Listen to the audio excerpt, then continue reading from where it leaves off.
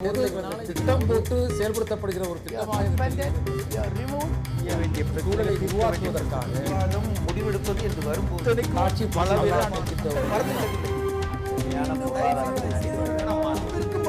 எதிர்த்து பேசிட்டு வணக்கம். நேர்பட பேசி நிகழ்ச்சிக்கு வரவேற்கிறோம். கட்டண உயர்வில்லாத ஒரு பட்ஜெட்டை தாக்கல் செய்திருக்கிறார் ரயில்வே அமைச்சர். இன்றைக்கு பெரும்பாலும் பாப்புலர் சென்டிமெண்டோடு பொதுமக்களை கவரும் விதமாக ஒரு பட்ஜெட் தாக்கல் செய்யப்பட்டிருக்கிறது. வருகின்ற நிதியாண்டுக்கான நிதிநிலை அறிக்கையை தாக்கல் செய்திருக்கிறார். ரயில்வே நிதிநிலை பட்ஜெட் தாக்கல் செய்திருக்கிறார் என்கிற ஒரு கருத்து இருக்கிற நேரத்தில் இது குறித்து கருத்து தெரிவித்த பிரதமர் நரேந்திர மோடி கட்டமைப்பை மேலும் உறுதி செய்கின்ற வேலைவாய்ப்பை அதிகரிக்கக்கூடிய ஒரு வகையான பட்ஜெட் என்று பாராட்டு தெரிவித்திருக்கிறார். அதே நேரத்தில் எதிர்க்கட்சிகள் இதை கடுமையாக விமர்சனம் செய்திருக்கிறார்கள். மறைமுகமான கட்டண உயர்வுகளை செய்துவிட்டு இப்போது கட்டண உயர்வில்லை என்று சொல்லிக் கொள்வது என்பது ஏற்க முடியாதது என்கிற எதிர்கருத்தையும் முன்வைக்கிறார்கள். ரயில்வே பட்ஜெட் தமிழ்நாட்டிற்கு ஏற்றம் தரும் வகையில் இருக்கிறதா, ஏமாற்றக்கூடிய வகையில் இருக்கிறதா என்கிற விவாதமும் கேள்வியும் எழுந்திருக்கிறது. அதே போல தனியார் மய நடவடிக்கை பயணிகளுக்கு தீங்காக இருக்குமா அல்லது தித்திப்பாக இருக்குமா என்கிற கேள்வியும் எழுந்திருக்கிறது. இது குறித்து தான் நாம் இன்றைக்கு விவாதிக்க இருக்கின்றோம். நம்மோடு இன்றைய சிறப்பு விருந்தினர்களாக டெல்லியிலிருந்து 2 சிறப்பு விருந்தினர்கள் கலந்து கொள்கிறார்கள். சிபிஎம் கட்சியிலிருந்து நாடாளுமன்ற உறுப்பினர் TK ரங்கராஜன் டெல்லியில் அவருடைய அறையிலிருந்து கலந்து கொள்கிறார். அதே போல நம்முடைய டெல்லி அரங்கத்திலிருந்து காங்கிரசின் சார்பாக முன்னாள் நாடாளுமன்ற உறுப்பினர் மாணிக் தாக்கூர் கலந்து கொள்கிறார். இங்கே நம்முடைய சென்னை அரங்கத்தில் SRMU யூனியனிலிருந்து திரு ராஜா ஸ்ரீதர், அதே போல பாரதிய ஜனதா கட்சியினுடைய ஊடக பிரிவு தலைவர் SR சேகர். அனைவருக்கும் வணக்கம். ரங்கராஜன், நீங்க இன்னைக்கு பாராளுமன்றத்தில் இருந்திருக்கிறீங்க. பிரதமருடைய இந்த பாராட்டிற்கு ஏற்ற வகையில இந்த பட்ஜெட் இருப்பதாக நீங்க கருதுகிறீர்களா? இதை முழுசாக நம்ம பேசின பிற்பாடு நான் கருதுறேன்னா இல்லையாங்கிறது கண்டுபிடிக்கிறது ரொம்ப சுலபம். இந்த ரயில்வே பட்ஜெட்டு இதுவரை இல்லாத அளவுக்கு அதிகமான பக்கங்களை கொண்ட ரயில்வே பட்ஜெட். இவ்வளவு தடியான ரயில்வே பட்ஜெட்டை எந்த அமைச்சரும் இது வரைக்கும் சமர்ப்பித்ததில்லை. இந்த பட்ஜெட்டில் தமிழ்நாட்டை பொறுத்த மட்டும் நல்ல அம்சம்னு ஏதாவது சொல்ல வேண்டும் என்று சொன்னால் ஒரு இண்டஸ்ட்ரியல் ஹப் வரும் என்று சொல்லியிருக்காங்க. அப்புறம் சபரன் ட்ரெயினை பற்றி பேசியிருக்காங்க. பொதுவாக பிரதமர் மோடி அவர் பிரதமரான உடனே தன்னை பிரதான சேவக் என்று அழைத்து கொண்டார். இப்போ நம்ம ஊரில் இந்த சுமை தூக்கக்கூடிய ரயில்வே தொழிலாளர்கள், ஸ்டேஷனில் ரயில்வே சுமை தூக்க தொழிலாளர்களுக்கு இந்த பட்ஜெட்டில் சேவகர் என்ற ஒரு பட்டம் கொடுத்துருக்காங்க. இனிமேல் அவங்கள வடநாட்டில் கூலின்னு கூப்பிட்றாங்க. கூலின்னு கூப்பிட்றது போல சேவகர்னு என்றுக்குமே கூட்டணும். அவர் பிரதான சேவகர், நம்முடைய சுமை தூக்கிகளுக்கு இனிமேல் சேவகர் என்று பெயர். இந்த மாதிரி சில விஷயங்கள் தவிர பட்ஜெட்டில் பிரதானமாக வந்த விஷயம் என்பது எதுவும் இருப்பதாக என்னால் சொல்ல முடியல.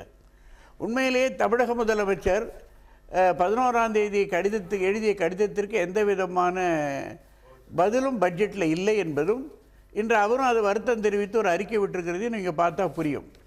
தமிழகத்துக்கு மட்டுமல்ல, இந்தியாவினுடைய பெரும்பகுதிக்கு எந்த விதமான உதவியும் இது செய்யவில்லை. ஆனால் எதிர்காலத்தில் பல நம்பிக்கைகளை இது நிறைய வரையறுத்து, அதான் நீண்ட பட்ஜெட்டுக்கான ஒரு உரைக்கான ஒரு காரணமாக இருந்திருக்கிறது. நிறைய திட்டங்கள் அறிவிச்சிருக்கிறாரு. இப்போ நீங்க நிறைய திட்டங்கள் புதிதாக 33% பெண்களுக்கான இடஒதுக்கீட்டை இதுல உறுதி செய்வது, அவர்களுக்கான இருக்கைகளை உறுதி செய்வது உள்ளிட்ட பல்வேறு அம்சங்கள் இன்னைக்கு அறிமுகப்படுத்தப்பட்டிருக்கின்றன. அதையெல்லாம் வரவேற்கக்கூடிய அளவில் இல்லையா? அதெல்லாம் சாதாரணமாக ரொம்ப நாளைக்கு முன்னாடியே செய்ய வேண்டிய விஷயத்தை இப்போ ரொம்ப காலதாமதமாக செய்கிறாங்க. இதெல்லாம் ரொம்ப நாளைக்கு முன்னாடியே பெண்களுக்கான இடஒதுக்கீடு போன்றவைகளை செஞ்சுருக்கணும். இப்போ லேட்டாக செஞ்சுட்டு அதில் ஒன்றும் பாராட்ட வேண்டிய அவசியம் இருக்கிறதா தெரியல. 50% பஞ்சாயத்துகள் எல்லாம் இடஒதுக்கீடு வந்த பிற்பாடு ரயில்வேயில் 33% என்று இப்போ வந்திருக்கிறது எதுக்காக பாராட்டணும்? அதை விட முக்கியமானது, நீங்கள் கட்டண உயர்வெல்லாம் இல்லைன்னு முதல்ல சந்தோஷப்பட்டு சொன்னீங்க. மந்திரி அப்படி சொல்லலை.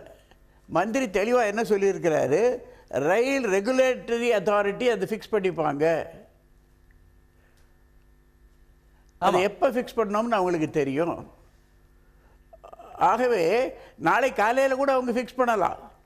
இப்போ பட்ஜெட்டில் தான் இதெல்லாம் ஃபிக்ஸ் பண்ணணும்னு அவசியம் கிடையாது. அவங்களும் அரசியல்வாதிகள் தானே. 5 மாநிலங்களில் தேர்தல் இருக்கு இல்லையா? இந்த நேரத்தில் அவங்க எப்படி கட்டணத்தை உயர்வாங்க? சரி, இந்த 12 மாதத்தில் சரக்கு கட்டணம் எத்தனை முறை உயர்த்தப்பட்டிருக்கிறது? ஆகவே எதுவுமே உயர்த்தலை, எல்லாம் சரியாக இருக்குங்கிற மாதிரி மக்கள் மத்தியில் சொல்வது மக்களை ஏமாற்றுவதாகும் என்று நான் நினைக்கிறேன். தொடர்ந்து இணைப்பில் இருங்க ரங்கராஜன், தொடர்ந்து பேசலாம். இரண்டாவது மாணிக் முக்கியமான தாக்கூர், உங்களுடைய முதல் கருத்துக்களை சொல்லுங்க. இந்த பட்ஜெட் பத்தின உங்களுடைய பார்வை என்னவாக இருக்கிறது? நிறைய புதிய திட்டங்களை நாங்க உருவாக்கி இருக்கிறோம், கட்டண உயர்வில்லாத ஒரு பட்ஜெட்டை கொடுத்திருக்கிறோம் அப்படின்னு பெருமைப்பட்டுக் கொள்கிறது பாரதிய ஜனதா கட்சி. உங்களுடைய பார்வை என்னவாக இருக்கிறது? வணக்கம். பல கருத்துக்களை ஐயா டிகே அவர்கள் சொல்லியிருந்தார்கள். இதில் ரொம்ப முக்கியமான விஷயம் நான் பார்த்த வரைக்கும் 2015 படிக்க வேண்டிய அதே பட்ஜெட்டை திருப்பி படிச்சிட்டாரோன்னு தான் நினைக்கிறேன். நான் அதே போன வருஷம் சொன்ன அதே வார்த்தைகளை, அதே வார்த்தை ஜாலங்களையும், அதே விஷயங்களையும், அதே கனவுகளையும் மீண்டும் ஒரு முறை சொல்லியிருக்கிறார்.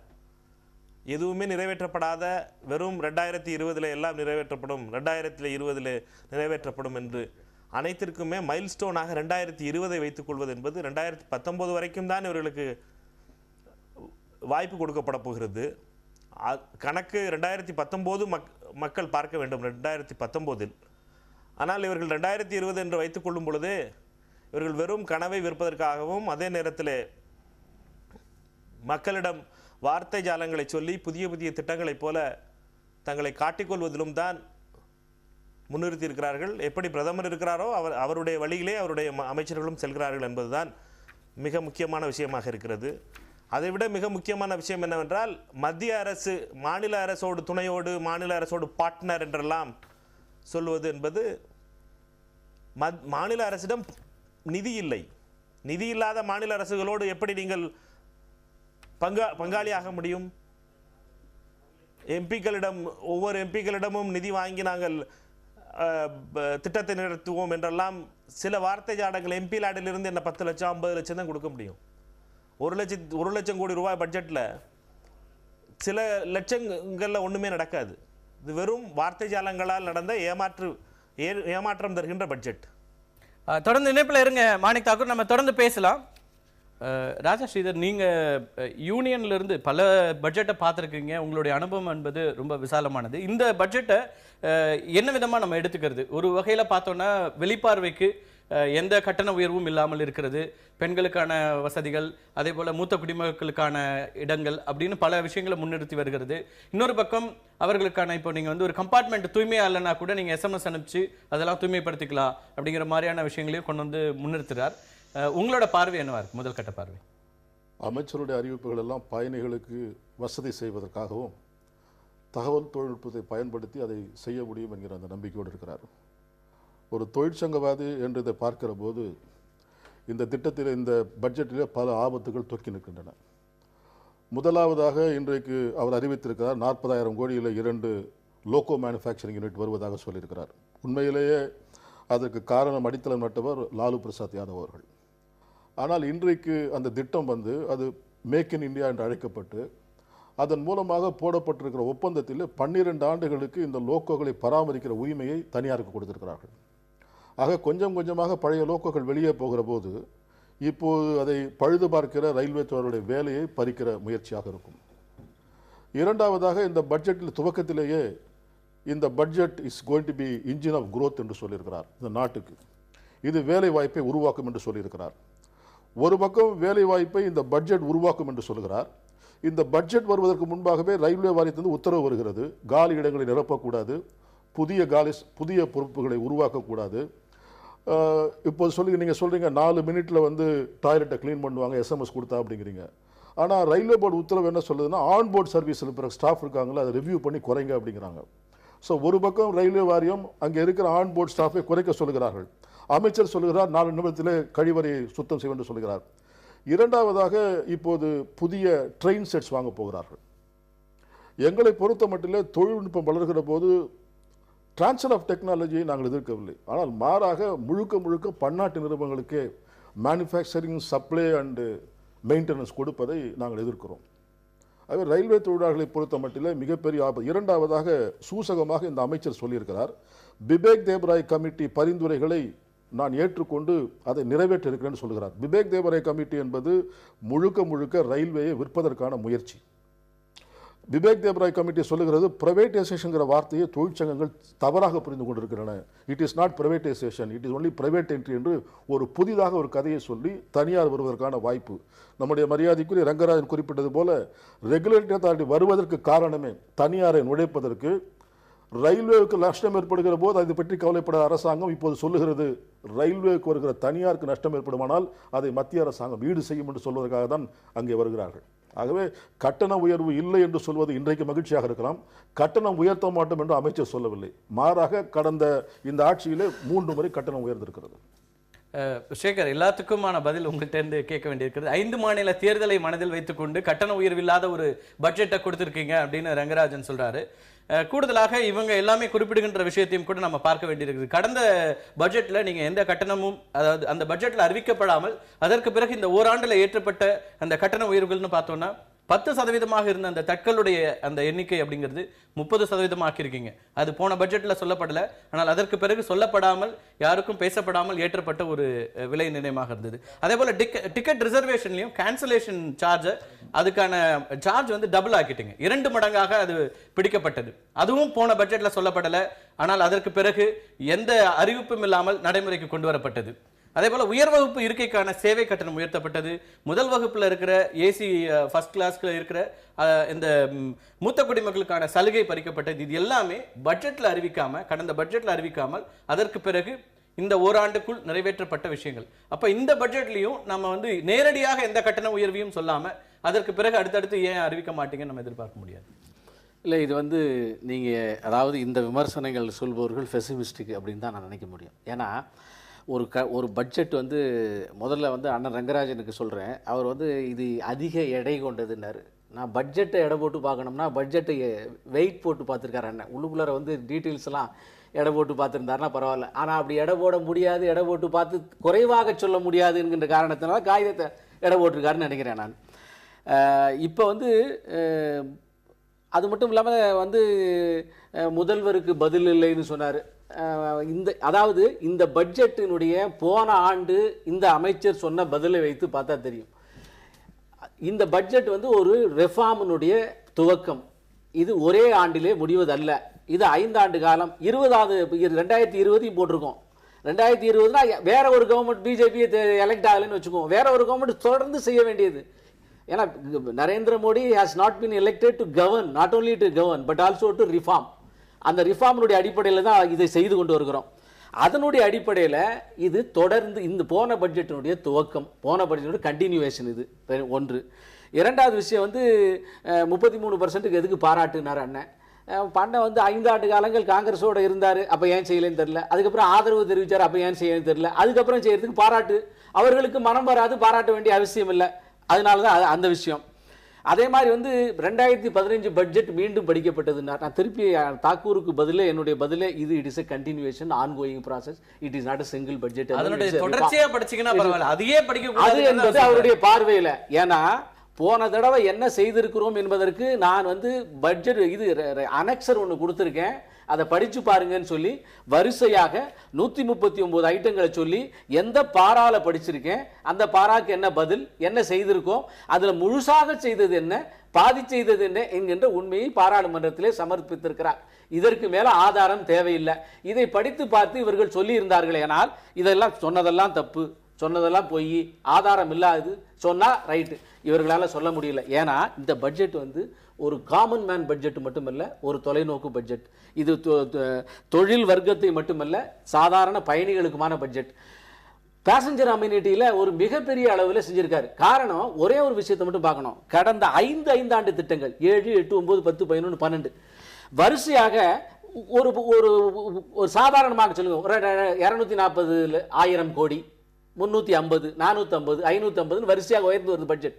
அதற்கான ஒதுக்கீடு ரயில்வேக்கு வரிசையாக 230, 180, 150, 130 குறைந்து கொண்டே வருகிறது. ஆக இதற்கு முன்னாலே ஆண்டவர்கள் அதற்கான ஒதுக்கீடு செய்யவில்லை, அறிவிப்புகளை மீது செய்தார்கள். மக்களை அதாவது அந்தந்த பகுதி மக்களை திருப்திப்படுத்துவதற்காக ஏதோ பட்ஜெட்ல 1-2 1-2 கோடிகளை அறிவித்து அந்த திட்டம் முடக்கப்பட்டது. 89ஆம் ஆண்டு போடப்பட்ட திட்டம் இன்னும் நிறைவேறவில்லை என்று போன வருஷம் பட்ஜெட்டில் இந்த அமைச்சர் படித்தார். ஆகவே எந்தவித அறிவிப்பும் இல்லை என்றும் சொன்னார். ஏன் இவ்வளவு சொல்கிறேன் என்றால், இவ்வளவு பரிபூரணமாக குழந்தைக்கு உடனடியாக குழந்தைக்கு பால் பவுடர் கிடைக்கும், முதியோர்களுக்கு 120 படுக்கைகள் 60 வயதுக்கு மேற்பட்டவர்கள் கீழ்ப்படுக்கைகள் கிடைக்கும், SMS கொடுத்தா உடனடியாக டாய்லெட் கிளீன் ஆகும், பல்வேறு ஒரு unreserved super fast long distance train bus மாதிரி ஏறி இறங்கலாம். இந்த மாதிரி பலதுக்கு வைஃபை டெக்னாலஜியை பயன்படுத்தி. ஆகவே இது ஒரு பரிபூரணமான எந்த விஷயத்திலயும் இன்ஃப்ராஸ்ட்ரக்சர் டெவலப்மென்ட்டுக்கான விஷயங்களா சொல்லப்படல. நீங்க சொன்னது எல்லாமே பாப்புலர் ஸ்கீம்ஸா சொல்றீங்க. இன்ஃப்ராஸ்ட்ரக்சர் டெவலப்மென்ட்டுக்காக 1.25 லட்சம் கோடி ரூபாய், இப்ப 5 ஆண்டுகளில் 8.5 லட்சம் கோடி ரூபாய், இதையெல்லாம் இன்ஃப்ராஸ்ட்ரக்சர் சொல்லப்பட்டிருக்கு. இதுல நான் சொல்லாமல் விட்டது, ரயில்வே அதுல இன்வெஸ்ட் பண்ணுவதற்கு எந்த ஃபாரின் டைரக்ட் இன்வெஸ்ட்மெண்ட் யாரும் தயார் இல்லை, இந்தியாவிலும் தயார் இல்லை. காரணம், அது நஷ்டத்தில் இயங்குவது, தூக்கி நிறுத்த முடியாது. இந்த எண்ணம் தான் இதுல இருந்தது, அதனால படுத்து கிடந்துச்சு. இப்ப முதலாண்டில் கூட இதுல பெரிய இன்வெஸ்ட்மெண்ட் வர முடியல. காரணம், அதை தூக்கி நிறுத்த முடியும் என்கின்ற நம்பிக்கை இன்வெஸ்டருக்கு இல்லை. இப்போது மோடி அவர்கள் குஜராத்தில் செய்து காண்பித்த வித்தையின் காரணமாக ஒரு நம்பிக்கையான நபர் இவரிடம் கொடுத்தா திருப்பி கொடுப்பாரு, பணத்தை ஏமாத்த மாட்டாரு என்கின்ற எண்ணம் வந்த காரணத்தினால இன்வெஸ்ட்மெண்ட் வர ஆரம்பிச்சிருக்கு. கடுமையான கஷ்டத்துக்கு பின்னாலே வர ஆரம்பித்திருக்கிறது. ஆகவே இதெல்லாம் செய்ய ஆரம்பிச்சிருக்கிறோம். இரண்டாவது விஷயம் சொல்லிடுறேன். அண்ணன் தனியார் மயமாகின்றது என்கின்ற விஷயத்தை சொன்னார். இந்த தனியார் மயமாகின்ற விஷயம் என்பது தொடர்ந்து இந்த நாட்டில் எந்த கட்சிகளுக்கும் பேசுவதற்கு தார்மீக உரிமை கிடையாது. ஏன்னா இடதுசாரிகள் 16 லட்சம் 11 லட்சமாக மாறியது தனியார் வங்கியாக காங்கிரஸ் ஆட்சி காலத்தில். தொடர்ந்து இப்ப அவ்வளவு அதுதான் எண்ணிக்கையில் இருக்கிறது. அப்போது அவர்கள் போராடி இருக்க வேண்டும். இப்ப இவர்களை ஒழித்து கட்டி விட்டு இதை செய்யவில்லை. இவர்கள் இருக்கின்ற போது அவர்கள் இருக்கிறப்ப செய்வோம். இது மொத்தம், அதாவது இந்த இந்தியாவினுடைய ஏழை மக்களின் டிரான்ஸ்போர்ட் ரயில்வே அது மிக பிராபல்யமாக இருந்தால் அதனால நாட்டுக்கு பலன். இதை அத்தனை பேருமே உணரணும். இது ரிஃபார்முக்காக வருகிறது. தனியார் மயத்தை எதிர்ப்பதற்கு காரணமே இந்த நாட்டு உங்களை தூக்கிட்டு அங்க பண்ணல, இருக்கின்ற போது இல்ல எங்களை குறைத்து விட்டு எங்களுடைய எண்ணிக்கையை குறைத்து விட்டு அதாவது செய்கிற வேலையை நான் கேட்கிறேன், இத்தனை ஆண்டு காலங்கள் இருந்தீங்க இல்ல, தனியார் மயமே வரவிடாதபடி தடுக்கிற அளவுக்கு உங்களுடைய முழு சக்தியும் மேல காண்பித்து அதை தூக்கி நிறுத்திருக்கலாமே. தூக்கி நிறுத்திருக்கலாமே. நீங்கள் கைவிட்ட காரணத்தினால வெளிப்படையாக தனியார் மயம் இல்லை என்று அறிவித்தார்கள் பாராளுமன்றத்தில். நான் ஒரே ஒரு விஷயம் சொல்றேன், நான் வீட்டுக்குள்ள வேற ரெகுலேட்டரி போர்ட கொண்டு வரதுக்கான அர்த்தம் என்ன? நீங்க கைவிட்டீங்க, நீங்க கைவிட்டீங்க. ரெகுலேட்டரி போர்ட கொண்டு வரதுக்கான அதை நாங்கள் முழுவதுமாக அழிக்க முடியாது. இந்த நாட்டினுடைய சொத்தாட்சி அது. ஆகவே தூக்கி நிறுத்தி தான் ஆக வேண்டும். அதுக்கு உயிர் கொடுத்து ஆகணும். நாங்களும் பண்ண மாட்டோம். வெளியில இருந்து ஆள் வர. உங்களோட கருத்துக்கான ஒரு எதிர்வினை ஆற்ற நினைக்கிறேன். ரங்கராஜன், உங்களோட நீங்க ஏதோ சொல்ல விரும்புறீங்க, உங்களோட கருத்துக்களை முன்வைக்கலாம். இல்லை, இதை பாருங்க, இதுதான் ரயில்வே பட்ஜெட்டு. இதனுடைய எடையை மட்டும் நான் பார்க்கல, பக்கத்தை பார்க்கல. நான் உண்மையாக அதை படித்த பிற்பாடு இப்போ சொல்கிறது என்னென்னா, நாளை காலையில் எக்கனாமிக்ஸ் டைம்ஸ் போட ஆரம்பிச்சிட்டான். Railway finances are under strain. Railway நிதி நிலைமை மோசமாக இருக்கிறது. பட்ஜெட்டில் என்ன சொல்லுது? பட்ஜெட் என்ன சொல்லுதுன்னு கேட்டால், சென்ற ஆண்டு பயணிகள் வசூல் கம்மி, போக்குவரத்து சரக்கு கட்டணம் என்பது போட்ட அளவுக்கு திட்டம் அளவுக்கு வரவில்லை, 8 மாநிலங்களில் வறட்சி இருக்கிறது, தொழில்கள் எங்கும் நடக்கவில்லை, சிறிய தொழில்கள் நடுத்தர தொழில்கள் நடக்கவில்லை. ஆகவே ரெவென்யூ லாஸ் 17,000 கோடி, 32,000 கோடி ரூபாய் 7வது சம்பள கமிஷனுக்கு கொடுக்கணும். ஆகவே அவர்களுக்கு பணம் கொடுப்பதற்கு எந்த வழியும் கிடையாது.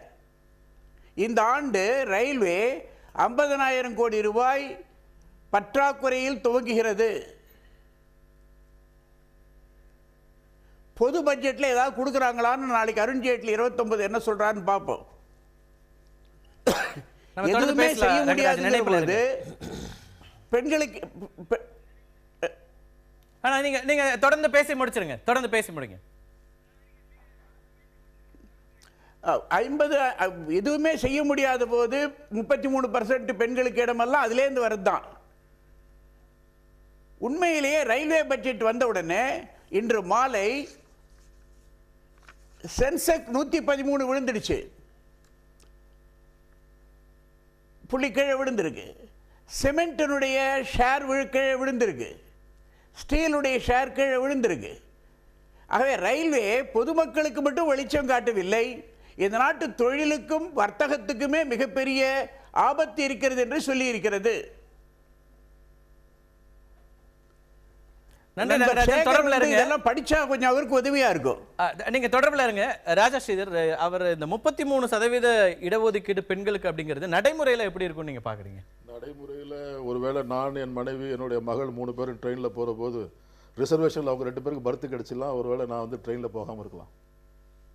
இதில் வந்து நடைமுறையில் பல சிக்கல்கள் இருக்கின்றன. ரெண்டாவது வந்து நீங்கள் வந்து ரிசர்வேஷன் 33% கொடுக்குறீங்க, சீனியர் சிட்டிசனுக்கு லோயர் பர்த் கொடுக்குறீங்க, எல்லாம் வரவேற்கிறோம். பாப்புலேஷன் ஆஃப் கோச்சஸ் இன்க்ரீஸ் ஆச்சா, நம்பர் ஆஃப் பர்த்ஸ் இன்க்ரீஸ் ஆச்சா? இன்க்ரீஸ் ஆகிருக்கு, பட் நாட் கமென்சுரேட் வித் டிமாண்ட். இன்றைக்கு என்ன தேவையோ அந்த தேவை அளவுக்கு வரவில்லை. ஏன்னா அமைச்சரே கடந்த வருஷம் சொன்னார் பாட்டில் நெக் இருக்கு. இந்த தீன்தயாள் பேர்ல கோச்சுகள்லாம் அதிகரிக்கிறோம், கம்பார்ட்மெண்டோட எண்ணிக்கை அதிகரிக்கிறோன்றாங்க. எந்த கோச் எந்த ஃபார்மேஷனும் 26 திருப்திப்படுத்துறதுக்காக ஏற்கனவே வந்து எல்லா வண்டியும் தமிழகத்துல இருந்து போற வண்டி எல்லாமே 26 கோச் 24 கோச், ஒரு சில வண்டிகள் தான் 22 கோச், அதில் தான் ஆட் பண்ண முடியும். அதில் வந்து பெரிய அளவுக்கு இது வந்து இவங்க சொல்றது நடத்த முடியாது. மற்றபடி நீங்க வந்து இப்ப தனியார் மயத்தை எதிர்ப்பது அப்படிங்கிறது தொடர்ந்து எல்லா தொழிற்சங்கவாதிகளும் தொடர்ந்து சொல்லிட்டு இருக்கீங்க. ஆனா சர்வீஸ் அப்படிங்கிற ஏரியாவையும் பார்க்க வேண்டியிருக்கிறதுங்கிறதா ஆட்சிக்கு வருகிறவர்கள் எல்லாரும் சொல்றது.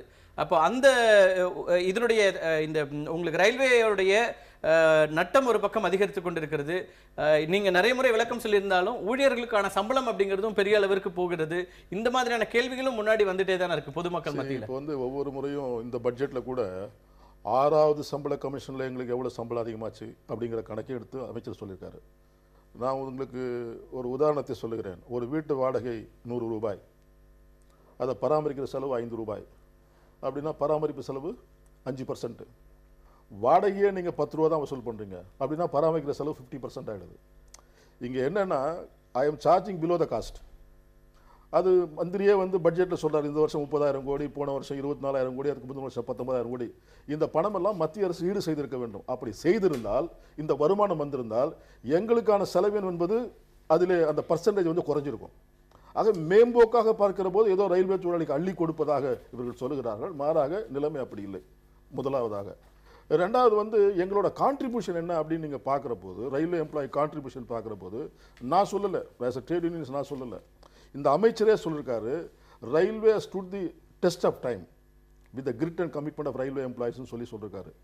அனில் கொக்கடர் அந்த கமிட்டியில் சொல்கிறாரு, the commitment and passion with which railway employees are working is commendable, but it has not been translated to productivity because of the environment. ஆகவே அரசாங்கத்தினுடைய கொள்கை முடிவுகள் தவறாக இருக்கிற காரணத்தாலே தான் இந்த உழைப்பு வீணாகிறதை தவிர எங்களுடைய உழைப்பு இருக்கிறது. எங்களுக்கு உழைப்புக்கேற்ற ஊதியம் கேட்கிறோம், அது கூட கொடுக்கவில்லை. இவங்க சொல்கிற 24,000 கோடி 32,000 கோடிங்கிறாங்க. இன்றைக்கி அமைச்சர் 24,000 crores அப்படிங்கிறாரு. ஆகவே எங்களுக்கு நியாயமான கிடைக்க வேண்டிய சம்பளம் அது. அதனால் எங்களுக்கு கொடுக்குறாங்க, அதிகமாக கொடுக்குறாங்கிறே ஒரு தவறான வாதம். நம்ம தொடர்ந்து பேசலாம்.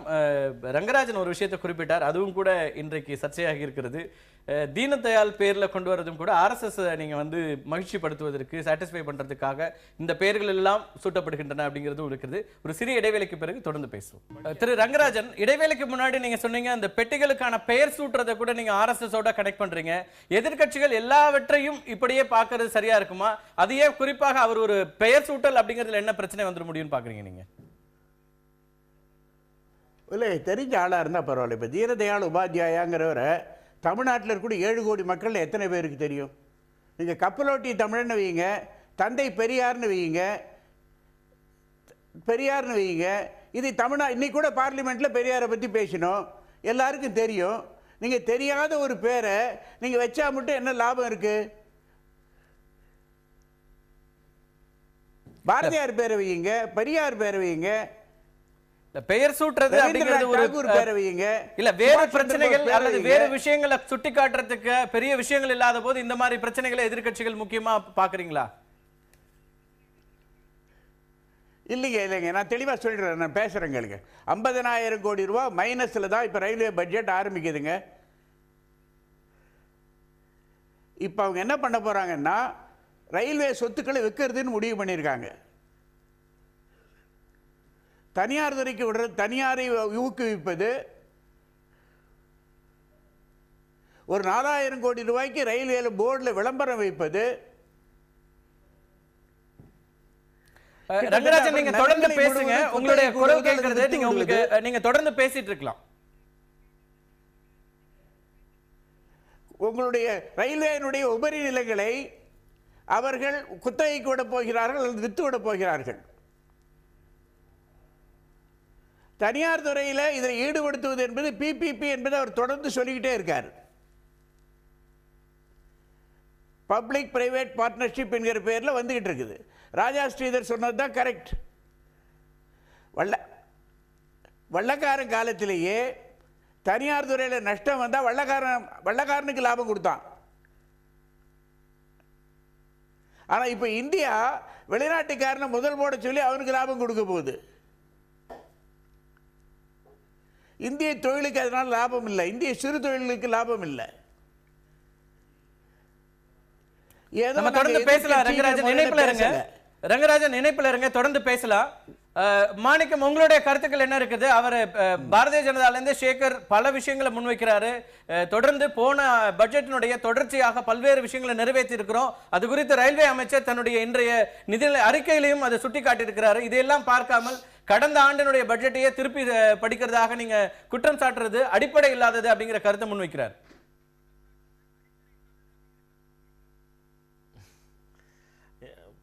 எப்பொழுதுமே சேகரண்ணனுடைய பேச்சுக்களும் அவருடைய எதுவும் எப்பொழுதுமே நம்பிக்கையாக இருக்கும். அவர் நம்பிக்கையோடு பேசியிருக்கிறார். ஆனால் என்ன என்றால், எந்தெந்த தமிழகத்தில் எந்தெந்த திட்டங்கள் தொடங்கி இருந்ததோ, கடந்த ஆட்சியிலும் சரி தொடங்கப்பட்டதோ, அந்த என்னென்ன நிதி கொடுத்தார்கள் என்பது கேட்டால் எதற்கும் நிதி கொடுக்கவில்லை என்றுதான் அர்த்தம்.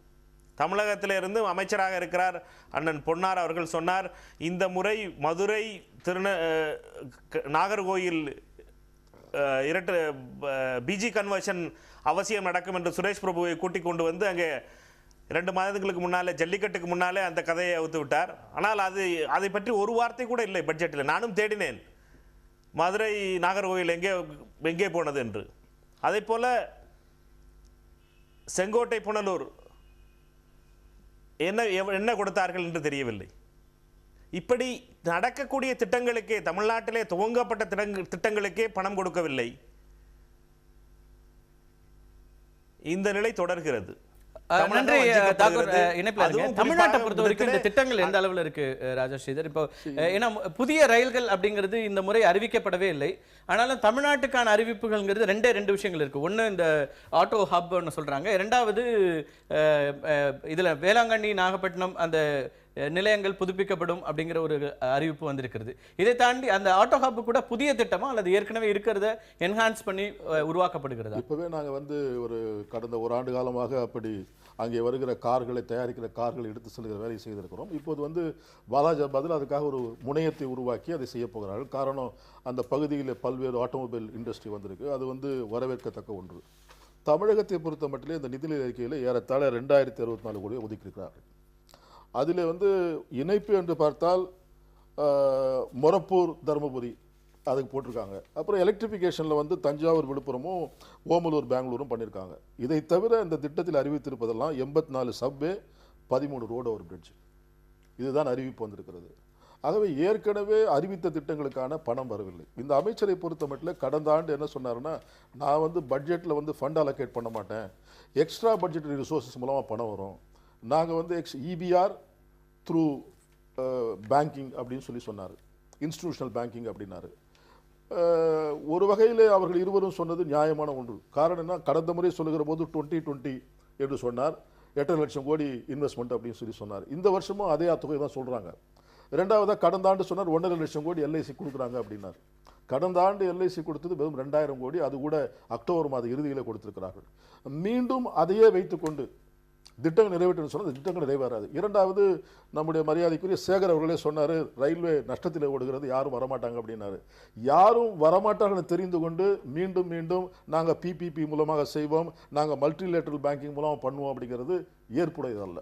இன்றைக்கு ஸ்டேட் கவர்மெண்ட் கூட ஸ்பெஷல் பர்பஸ் வெஹிக்கிள் போட்டிருக்காங்க. அதில் வந்து ஏறத்தாழ 44 திட்டங்கள் ப்ராஜெக்ட் அனௌன்ஸ் பண்ணிருக்காங்க. அதோட மொத்த மதிப்பு ஏற்கனவே 6 MOU சைன் பண்ணியிருக்கிறாங்க. அதில் வந்து மொத்த மதிப்பு வந்து 92,000 கோடி ரூபாய். இவைகளெல்லாம் மாநில மத்திய அரசுடைய உறவுகளை பொறுத்து தான் இந்த திட்டங்கள் வருமா வராத தெரியாது. இரண்டாவதாக, நம்ம தமிழக முதலமைச்சர் அவர்கள் ஒரு புதிய பிரச்சனையை கிளப்பி இருக்கிறார்கள். அது நியாயமான பிரச்சனை. நாங்கள் நிலம் கொள்கிறோம், அந்த நிலத்துக்கான மார்க்கெட் வேல்யூ நீங்க ஈக்விட்டியா எடுத்துக்கணும். 75% இதன் காரணமாக ஏற்கனவே போடப்பட்ட 6 மாநிலங்களும் அதே கண்டிஷனை கேட்பாங்களா, இல்லை புதிதாக MOU போடப்பட்டிருக்கிற மாநிலங்கள் இந்த ஒத்துழைப்பு கொடுப்பார்களா என்பது கூட ஒரு ஐயப்பாடாக இருக்கிறது. நீங்க தொடர்ந்து மற்ற அரசாங்கங்களை குறை சொல்வதே வருகிற அரசாங்கங்களுக்கு வழக்கமாக போய்விட்டது. காங்கிரஸை குறை வருவதிலே பொருள் இல்லை, நீங்கள் ஆட்சிக்கு வந்திருக்கிறீர்கள். இல்ல, பிரதமரே சொல்றாரு, நான் கடந்த ஆட்சிகளை பத்தி சொல்ல விரும்பல, ஆனால் இந்த முறை எங்களுடைய பட்ஜெட்ல 2.5 மடங்கு இன்வெஸ்ட்மெண்ட் அதிகரிச்சிருக்கிறோம். இன்வெஸ்ட்மெண்ட் வரலங்க, பேப்பர்ல இருக்கு, இன்னும் வரல. இதே பிரபு அவர்கள் கடந்த முறை ஒயிட் பேப்பர் சப்மிட் பண்ணார் பார்லிமெண்ட்ல. அப்ப என்ன சொன்னாரு, 1 rupee push in railway will result in 2.5 rupee in other sector.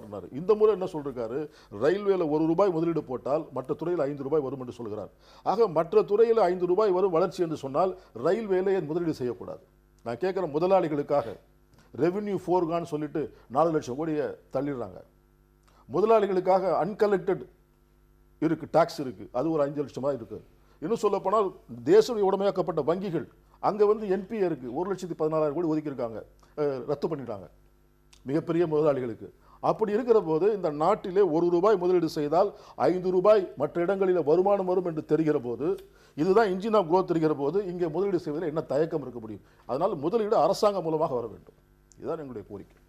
Sekar, இப்போ இதுதான் முதலீடுகளை நீங்க வந்து வருமானம் இல்லைன்றீங்க, இன்னொரு பக்கம் தனியார் மயப்படுத்துவதற்கான தொடர் முயற்சிகளும் நடந்து கொண்டிருக்கிறது. இது தவறான ஒரு எல்லைக்குள்ள கொண்டு போகும். கடைசியில நீங்க வந்து முழுமையாக தனியாரிடம் கொண்டு போய் சேர்க்கறதுல அது முடியும் அப்படிங்கிற கருத்தை தான் முன்வைக்கிறேன். அதாவது முதல்ல ஒரு சர்வீஸ் செக்டர் ரயில்வே பொறுத்த வரைக்கும் நீங்க வந்து வருவாய் எவ்வளவு செலவு எவ்வளவுங்கெல்லாம் தாண்டி அது இன்னமும் அதை ஏழை மக்கள் அதிகம் பயன்படுத்தக்கூடிய ஒரு செக்டர். கவர்மெண்ட் வந்து அது சர்வீஸ் செக்டரா கமர்ஷியலான்னு சொல்லவே இல்லை. உதாரணத்துக்கு 32,000 கோடி ரூபாய் எங்களுக்கு அதிகமாக செலவாகும், அந்த பணத்தை மத்திய அரசு ஈடு செய்ய வேண்டும் என்று பிரபு அவர்கள் கடிதம் எழுதுகிறார். அதே போலவே பேசஞ்சர் காஸ்ட்ல வந்து எங்களுக்கு 31,000 crores காம்பன்சேட் பண்ணுங்க எழுதுறாரு. பதில் எழுதுகிற ஜெட்லி அவர் என்ன எழுதுகிறாரு, அந்த லெட்டர் என்ன சொல்லிருக்காருன்னா, yours is a commercial organisation, you have to generate your own resources அப்படிங்கிறார். முதல்ல அவங்க வந்து they have to come out and say இது சர்வீஸ் ஆர்கனைசேஷன் இல்லை, இது கமர்ஷியல் ஆர்கனைசேஷன் சொல்லணும். ஒரு நிதி மந்திரியினுடைய பதில் எப்படி இருக்கும்? நிதி வந்து பணத்தை வைத்துக்கொண்டு பணத்தின் நிதி அமைச்சர், இந்தியாவுக்கான நிதி அமைச்சர் தானே. சரி, ஏழைகளுக்கும் சேர்த்து நிதி அமைச்சர், சர்வீஸ் செக்டர் அவருக்கு தெரியாது. வேறு ஒரு டிபார்ட்மெண்ட்ல இருந்து எடுத்து போடப்பட்ட பணத்தின் மூலமாக ரயில்வே நிர்வாகம் சீரழிந்தது. பயனாளிகளுக்கு, அதாவது பயணிகளுக்கு எந்த பலனும் இல்லை. ஓட்ட உடல்களோடு எலிகளோடு தான் குடும்பம் நடத்த வேண்டிய சூழ்நிலை. ரயில்வே தொழிலாளி பராமரிக்கிற போது எலியும் இல்லை, பெருச்சாலியும் இல்லை. தனியார் வந்த போதுதான் எலிகளும் பெருச்சாலிகளும் கரப்பாங்களும் வந்திருக்கிறது. அதை பராமரித்து அதை தூக்கி நிறுத்த வேண்டும் என்பது இந்த அரசாங்கத்தினுடைய விஷயம். அதாவது ரயில் இந்த விஷயம் ஆரம்பிக்கின்ற போது சரியான நேரத்துக்கு வருவதில்லை, அதில் இன்வெஸ்ட் பண்ணுவதற்கு யாரும் தயாராக இல்லை, சுத்தமும் சுகாதாரம் இல்லை, அதில் சரியா காம்படிட்டிவ் என்வாயர்மெண்ட் இல்லை.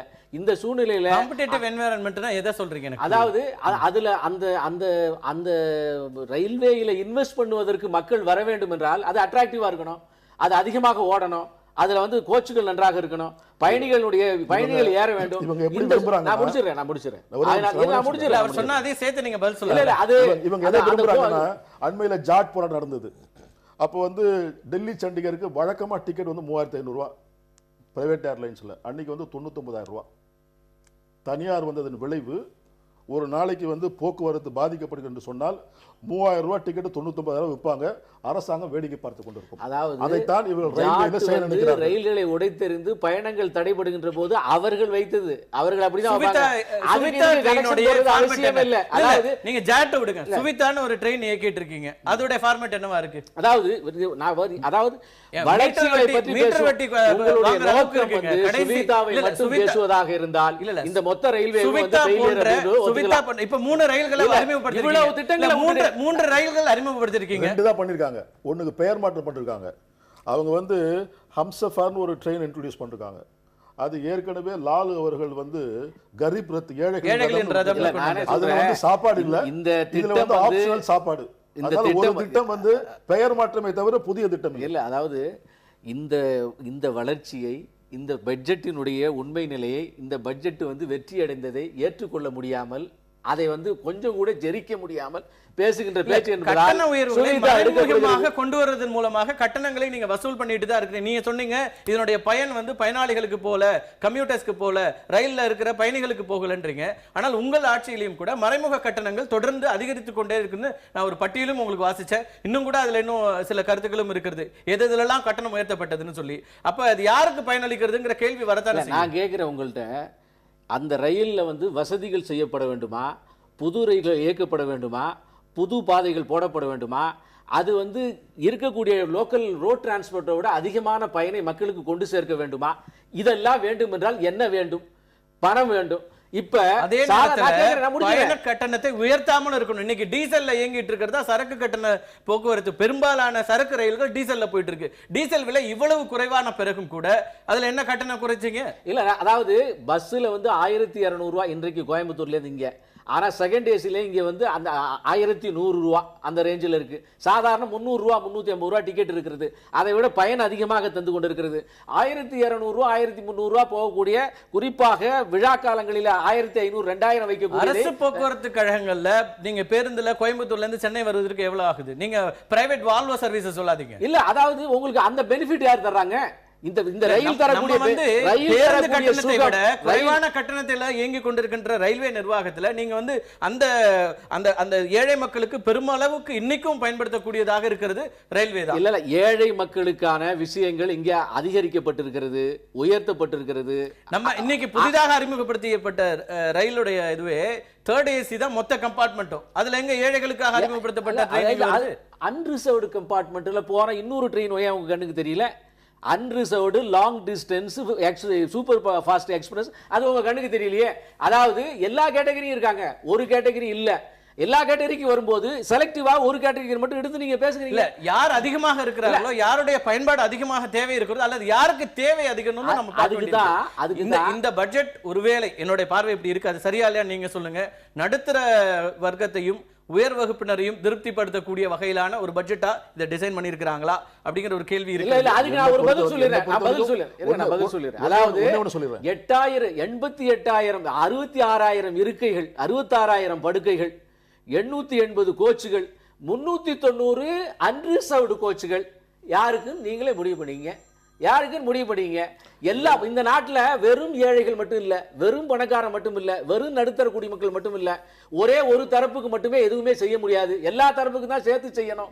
யார் அதிகமான தேவையில இருக்காங்க, யாருக்கான தேவை அதிகமா இருக்குது, அரசாங்கத்தினுடைய யாருக்கு தேவைங்கிறது இந்த அரசாங்கம் செய்கிறது. அதை செய்வதன் காரணமாகத்தான் இந்த வளர்ச்சி வருகிறது. ஒரு குறிப்பிட்ட அளவுக்கு செய்ய முடியாது. இல்ல, தொடர்ந்து பேசலாம். அந்த தீனதயாள் பெயருக்கான காரணமும் கேட்டிருந்தார் டிகேஆர். அதுக்கு நான் பதில் சொல்லுவேன். ரொம்ப சுருக்கமா சொல்லுங்க, இடைவேளைக்கு போகணும். இல்ல, அதாவது நேருவை வந்து அண்ணன் ரங்கராஜன் ஏற்றுக்கொள்வது புரிகிறது, இந்திரா காந்தியை ஏற்றுக்கொள்வது புரிகிறது, ராஜீவை ஏற்றுக்கொள்கிறது புரிகிறது, 440 திட்டங்களில் இருப்பதை அவர் அங்கீகரிப்பது புரிகிறது. ஏனால் இடதுசாரிகள் அவர்களோடு ஒன்றிணைப்பதாக அவருடைய எண்ணம். தீனதயாள் ஏழைகளுடைய தலைவன். ஏழையாக பிறந்து வளர்ந்து வாழ்ந்து ஒரு சட்டை ஒரு துணியை மட்டும் கையில வச்சுக்கிட்டு 3ஆவது வகுப்புல போன ஏழைகளின் தலைவன். அந்த தலைவனுடைய சித்தாந்தத்திலே வளர்ந்தது இந்த கட்சி. ஆகவே அதை பண்ணிருக்காரு. அதுல எந்த தப்பும் இல்ல. அவர் மிட்டா மிராசி இல்ல, நேருடைய குடும்பம் இல்ல, கோடீஸ்வரன் இல்ல. அதனால அவருக்கு அது புரிந்திருப்பதற்கு வாய்ப்பு. இதுவரை எந்த ரயிலுக்கும் இப்படியான பெயர்கள் சூட்டப்பட்டதில்லை, எந்த தலைவருடைய பெயரும் சூட்டப்பட்டதில்லை. என்னுடைய கேள்வி, தேசபக்தியை பெரிதும் போற்றுகின்ற பாரதிய ஜனதா கட்சி தேசப்பிதாவினுடைய பெயரை வைத்ததா அப்படிங்கிற கேள்வி இருக்கு. தேசப்பிதாவுடைய பெயர் எக்கச்சக்கமா வச்சாச்சு. எங்க வச்சிருக்கீங்க? எங்களுடைய கட்சியினுடைய பிதா அவர். முதல் முறையாக ஒரு தலைவரை வைப்பது தவறே இல்ல. அவர் நாட்டினுடைய விரோதி இல்ல, ஒரு நாட்டினுடைய கொள்கைக்கு எதிரானவர் இல்ல, ஏழைகளுடைய உண்மையான தலைவர். அந்த பட்டியல்ல யாருமே தெரியலையா அப்படிங்கிற கேள்வி. ரங்கராஜனுக்கு அவரை தெரிந்திருக்க வாய்ப்பு இல்லை. எங்களுக்கு மார்க்ஸை தெரியும், எங்களுக்கு லெனினை தெரியும், ரங்கராஜனுக்கு வந்து தீனதயாள் உபாத்தியாய தெரியவே இல்லை என்பது எனக்கு வருத்தமாக இருக்கு. தொடர்ந்து பேசலாம். அரசியல் ரீதியான இந்த எதிர்வினைகள்ல தமிழ்நாட்டுல குறிப்பா பாத்தீங்கன்னா விஜயகாந்த் சொல்றாரு வடக்கு வாழ்கிறது தெற்கு தேய்கிறது அப்படிங்கிற ஒரு கருத்தையும் சொல்லியிருக்கிறாரு. அதற்கான அரசியல் அர்த்தம் என்ன அப்படிங்கிற கேள்வியும் கூட இருக்கிறது. ஒரு சிறிய இடைவேளைக்கு பிறகு தொடர்ந்து பேசுவோம். ரங்கராஜன், உங்களுடைய இறுதியான நிறைவான கருத்துக்களை முன்வைங்க. சேகர் அதுக்கான ஒரு விளக்கம் கொடுத்திருக்காரு. நீங்க தீனதயாள் பெயர் சூட்டதுல பத்தி ஒரு கேள்வி எழுப்பியிருந்தீங்க, அதுக்கான ஒரு விளக்கத்தையும் அவர் கொடுத்திருக்கிறார். உங்களுடைய பதில் என்ன? என்னுடைய பிரதானமான விஷயம், ரயில்வேயினுடைய விபத்துகள் குறைப்பது என்பதற்கான ஏற்பாடு இல்லை. 68% லெவல் கிராசிங்னாலேயே விபத்து ஏற்படுது. 2020க்குள்ளே லெவல் கிராசிங் மூடுறோன்னு ரயில்வே பட்ஜெட் சொல்லுது. அதுதான் மிக முக்கியமான விஷயம். அடுத்த விஷயம், எனக்கு ஒரு தலைவர் பேர் வைக்கிறதுலாம் எனக்கு எந்த வருத்தமெல்லாம் கிடையாது. அவங்களுக்கு தலைவர் தீனதயாள் உபாத்தியாயன்னு இப்போ தான் அவர் சொல்கிறாரு. நான் குரு கோல்வார்கர்னு நினச்சிக்கிட்டு இருந்தேன். எனக்கு தெரியாது அவங்க தலைவர் இப்படி மாற்றி மாற்றி சொல்லுவாங்கன்னுட்டு. அவங்கெல்லாம் ஜனங்களுக்கே தெரியாதே. ஜனங்களுக்கு தெரிஞ்ச காமராஜ் பேரை வைக்கலாமே. அதானே தவிர எனக்கு வேற அந்த கட்சி தலைவர் பேரில் எனக்கு எந்த விதமான வருத்தமோ கோபமோ கிடையாது. தெரியாத ஒருத்தர் பேரை ஏன் வைக்கிறீங்கன்னு தான் கேட்குறேன் நான். மற்றபடி திட்டங்களை பொறுத்த வரைக்கும் அவர் சொல்றதுங்கிறது தனியார் மயப்படுத்தலை நோக்கி போகல, சர்வீஸை இம்ப்ரூவ் பண்றதுக்கு அதற்கான முயற்சிகள்ல அரசாங்கம் ஈடுபட்டு கொண்டிருக்கிறது. ரயில்வே துறை மிகப்பெரிய அளவிற்கு அதுக்கான இன்வெஸ்ட்மெண்ட் ஈர்க்கக்கூடிய ஒரு இடத்துல கூட இல்ல, முதலீடுகளை ஈர்க்க முடியாத இடத்துல இருக்கிறோம். அதற்கான முயற்சிகளை இப்ப மோடி அரசாங்கம் வந்து செய்து கொண்டிருக்கிறது அப்படிங்கிற கருத்தை முன்வைக்கிறார். இல்லை இல்லை இல்லை 30 ஞாயிற்றுக்கிழமை சென்னையில் இருக்கேன். நான் ரயில்வே பட்ஜெட்டை கொண்டு வரேன். அவரை ஃபுல்லாக படிக்க சொல்கிறேன். அதில் எத்தனை பிபிபி திட்டம் இருக்குதுன்னு பார்க்க சொல்லுங்கள், எத்தனை அந்நிய முதலீடுக்காக எதிர்பார்க்குறாங்கன்னு பார்க்க சொல்லுங்கள், எத்தனை தனியார் துறையை எதிர்பார்க்குறாங்கன்னு பார்க்க சொல்லுங்கள். கிட்டத்தட்ட இது போச்சுன்னு சொன்னால் ரயில்வேல மந்திரி மட்டும்தான் இருப்பாரே தவிர பாக்கி எல்லாமே ரயில்வே தனியார் ஆகிடும். ராஜா ஸ்ரீதர் சொல்லக்கூடிய உண்மையை பார்க்கணும். அது உண்மையாக கவலைப்பட வேண்டிய விஷயம். அது உங்களோட கருத்துக்களுக்கு நன்றி திரு ரங்கராஜன். மாணிக் தாக்கூர், உங்களோட இறுதியான நிறைவான கருத்துக்களை முன் வச்சிருங்க.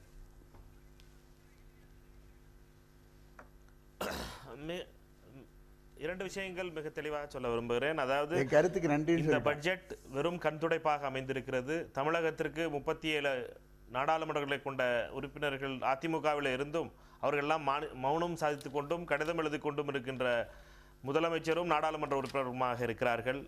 இந்த பட்ஜெட் ஏர் இந்தியா எப்படி இருக்கிறதோ அதை போல ரயில்வேயை தள்ளுவதற்கான முயற்சி மோடி அரசினுடைய முயற்சி. இந்த பட்ஜெட் ஏழை மக்களுக்கும் நடுத்தர மக்களுக்கும் எந்த விதத்திலும் எந்த நலனையும் கொண்டு சேர்க்காதது.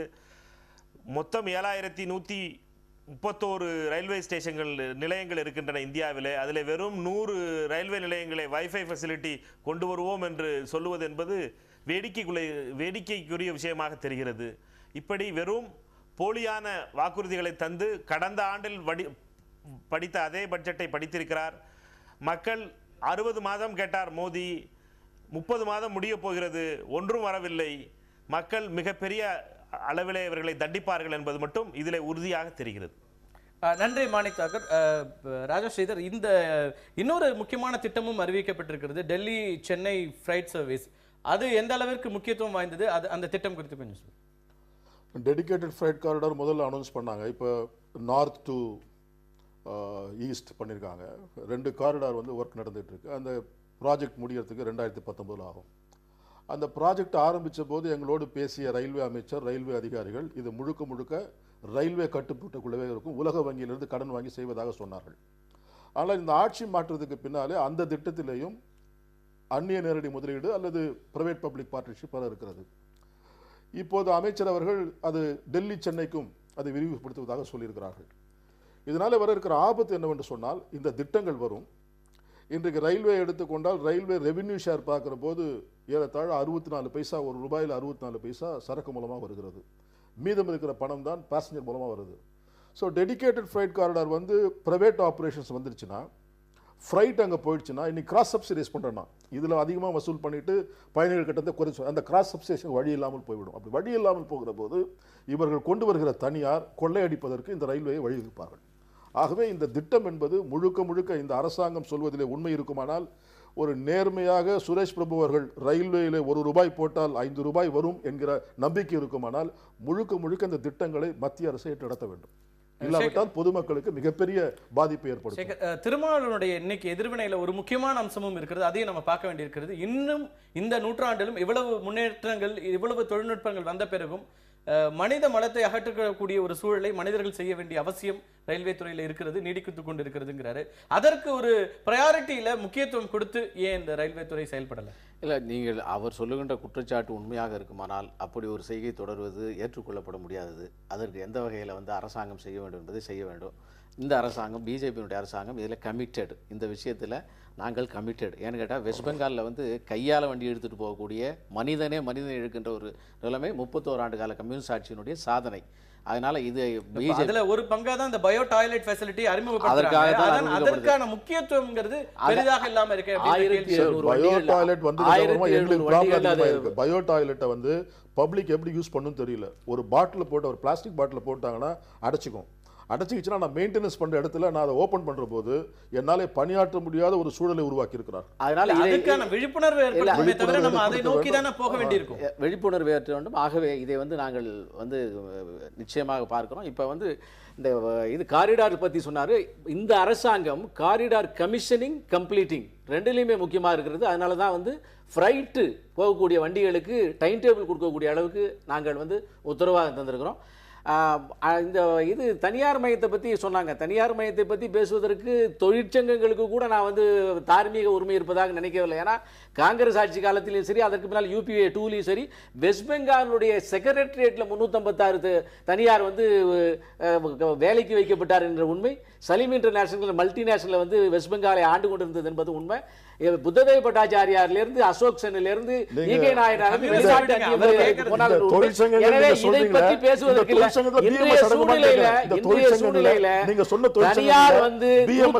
அதன் மூலமாக ரயில்வே உயர்ந்தால் நல்லது, தனியார் உயரக்கூடாது.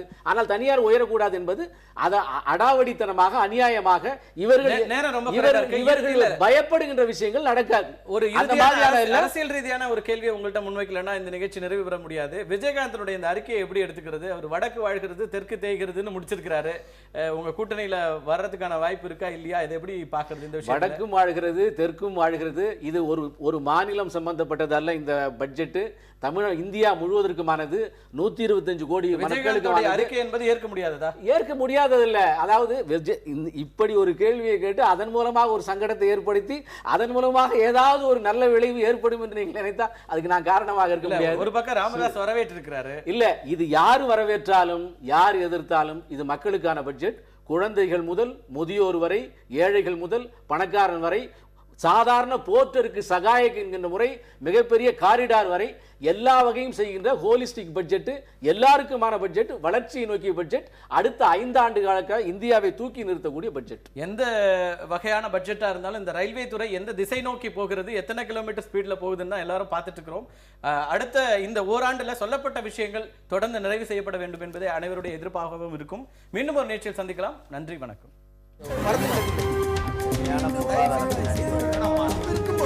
எதிர்த்து பேசிட்டு